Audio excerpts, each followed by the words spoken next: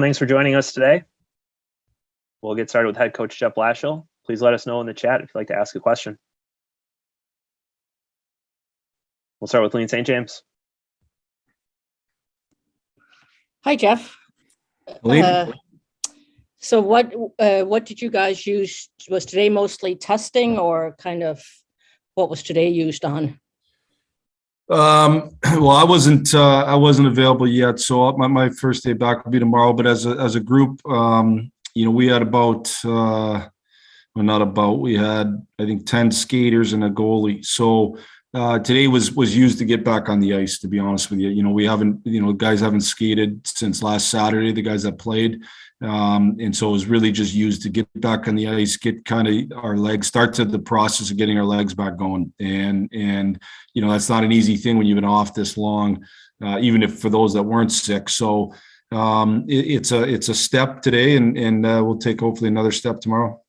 So the plan for tomorrow is to have as more normal of a practice as you can, depending on, have you gotten all the test results back? I mean, I know Rasmussen and Fabry are out of protocol. Are you waiting?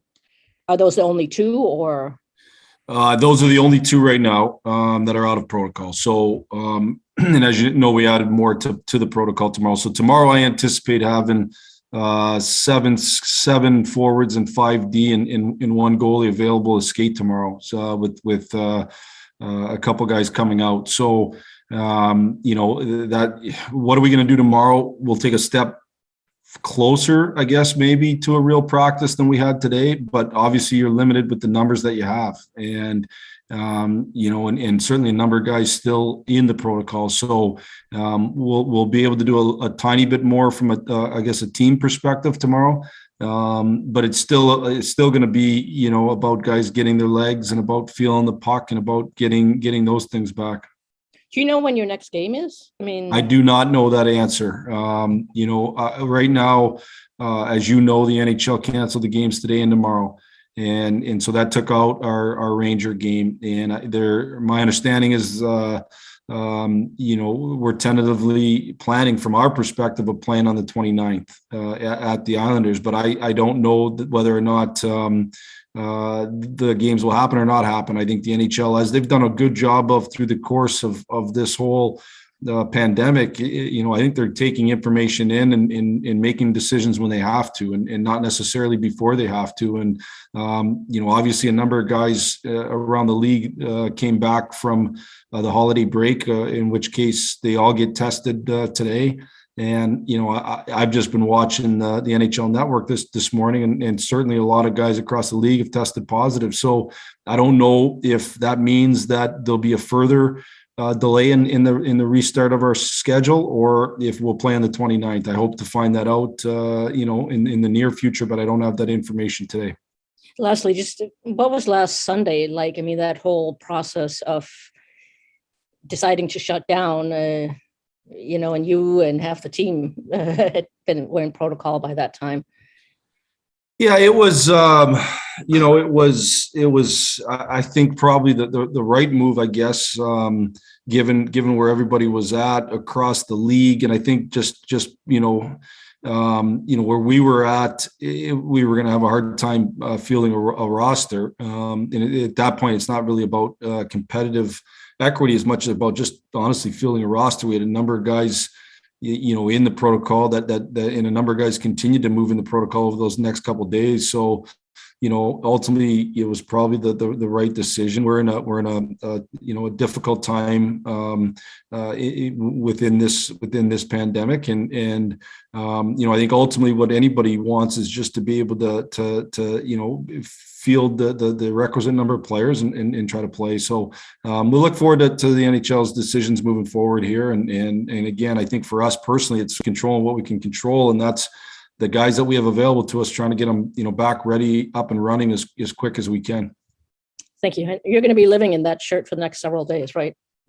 Yeah, you certainly want to wish luck to Nate Lehman and his staff, and I'll be living in it with good confidence as we move through this tournament. Yes. Thank you. Next, go to Ted Colfin. Hey, good to see you out of the protocol list. We're almost, I guess. Yeah, Huh? almost. Well, Tomorrow I get set free. What were your symptoms? I mean, how did you feel during this whole time? I would say I had symptoms of a kind of a cold-like symptoms, I guess I'd say, headache, sinus, a cough. Those were probably my main symptoms that I had.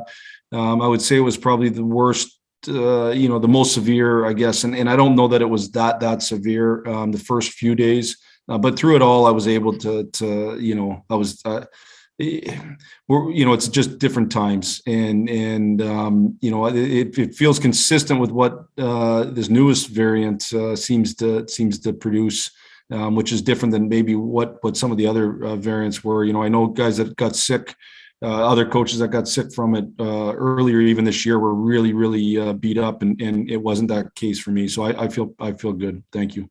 Did you start feeling bad in Carolina, or when you guys got back, or what? I would just say that I started to cough on the way home that night. I didn't feel bad during the day, and I took obviously a test before the game, and I started to cough on the way home. And that night I coughed and a lot through the night, and by the next morning, it didn't surprise me when I tested positive, I would say. So, I mean, are you guys going to be ready for Wednesday if you do have to play? I mean, obviously, if you have to play, you have to play, but I mean, still sounds like it's going to be a little tricky for you guys.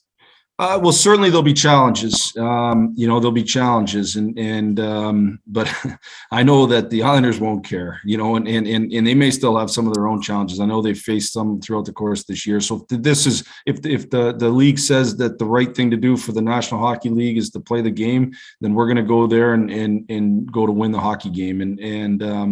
I don't believe in letting anything be an excuse. So there'll be challenges for sure. There's challenges. There'll be guys that haven't skated much over the next couple of days that hopefully are able to get out of the protocol and be able to skate. But there'll be definite challenges. The last one. Are you guys going to treat this as almost like a quasi training camp all over again? I'd love to, Ted. But the problem is you can't do it to the degree which you'd like because of the numbers that we have available to us. Right. And so, if we had a full team today, the practice would have looked way different. If we had a full team tomorrow, the practice would look different. But you're restricted a little bit what you can do based on the numbers you have available. We had anticipated the Griffins playing tomorrow night. I don't know that that's going to happen now, but we wanted those guys to be able to play if they could, because they need players too. And so, we'll see what we do with call-ups and things like that, and as guys come out of protocol for practice. Sounds good. Thanks for this. Yep. Next, we'll answer Khan. Yeah, Jeff. Sorry, I didn't hear that last question from Ted. But did you, if you do play on Wednesday, do you anticipate most of the players coming out of protocol and being available, except for the two that went in today, or do you know? No, not all of them. No, we won't have all of them. And I think part of it is, there's one thing to be available to play. There's another thing to be ready to play. So like, just because a guy's out that day, that means he wouldn't have potentially skated at all not skated at all for like 10 days. And, where's everybody at from that aspect? So we'll make those decisions as we move forward. We certainly have plans in place for call-ups from the American Hockey League to play if needed and fill those roster spots. So we'll play with a roster if we do play that we're going to go in there and win the hockey game, but we won't have everybody available to us beyond even the two guys that we placed in today. And Lucas Raymond, by the way, tested positive before Christmas, so his timeline will be different than Nick Leddy's. Just so you all know that. And last year at the start of the season, I think you had maybe up to five players in protocol, which a lot less than you currently do. But do you take anything from that as far as what you learned, as far as just how long it takes I know even once they get back, it's not the same. It takes a while, but just how long it takes to really get back into game shape and get back into a rhythm once you do come back? I would say, I learned a little bit last year going through that. And one of the things that I learned was to your point, each guy's a little different in terms of how quickly they're able to get their game up and running closer to what their normal is. And what affects that? Well, certainly, different how sick guys are.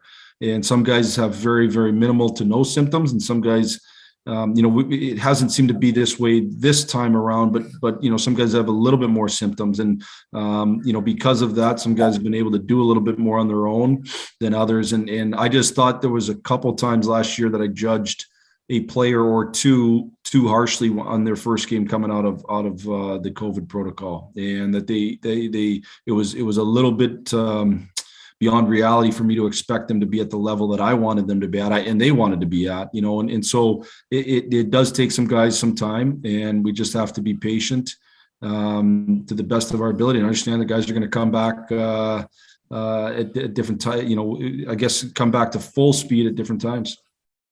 Thanks, Jeff. Yep. Let's go to Trevor Thompson. Good afternoon, Blash. Hope you guys had a great Christmas.